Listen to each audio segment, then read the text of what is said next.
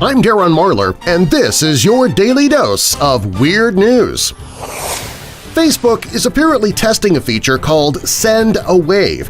It allows people to send their nearby friends a waving hand emoji to say hello and help them meet up. And if you ignore your waving friend, well, they can poke you to get your attention. You'll like this one. 2 babies were born in a South Carolina hospital in rooms right next to each other. The parents of the respective babies have never met, and their babies were born just 18 hours apart. The babies' names? Romeo and Juliet. No kidding. Morgan and Edwin Hernandez welcomed Romeo into the room at 2:06 p.m. Sunday. Then, 18 hours and 8 minutes later, Christiana and Alan Shiflett announced the delivery of Juliet. The babies' names had been chosen long before they were born, but after the coincidence was realized, the parents called a photographer in to take pictures of the babies laying side by side. Romeo's mother says it's funny because we didn't even name him Romeo after Shakespeare. We named him after a singer named Romeo Santos that my husband and I both love.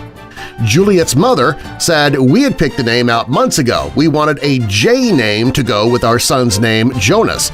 We picked Juliet because we were watching the TV show Psych and the character's name is Jules. Sears and Kmart might not have enough money to stock their shelves. The company that operates the department store chain warned this week that it faces substantial doubt about its ability to stay in business unless it can borrow more and tap cash from more of its assets. Hey, you know what? They should go to Walmart, buy a bunch of cheap stuff, and stock their shelves with that. There you go, problem solved. White House spokesman Sean Spicer's press conferences have become must-watch TV, with ratings that sometimes even beat soap operas like The Bold and the Beautiful and General Hospital. Plus, the acting at the press conferences is a lot more believable. English teachers are shaking their heads in dismay.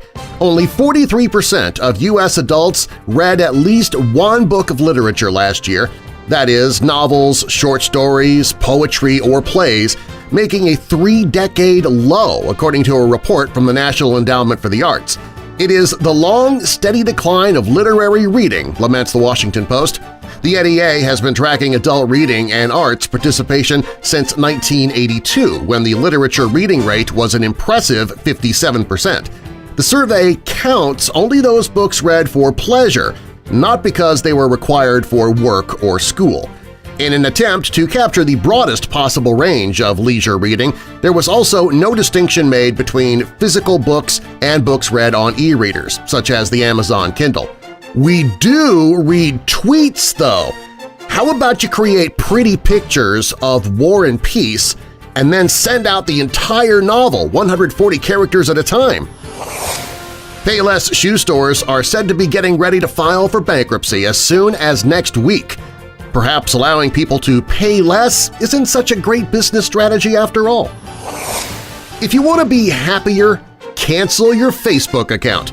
That's the conclusion from a Danish think tank that insists quitting Facebook will not only make you happier, but also less angry, less sad, and less worried. The Happiness Research Institute in Copenhagen, Denmark found that after only 7 days away from Facebook, those users reported feeling happier, less sad, less worried, less angry, and less depressed. For more information, you can read the whole article on my Facebook page. If you like this video, please give it a thumbs up and be sure to subscribe if you want to see more. And click that little bell next to the subscribe button to be notified when I post new videos. This episode's made possible in part by my Patreon supporters. For DailyDoseOfWeirdNews.com, I'm Darren Marlar.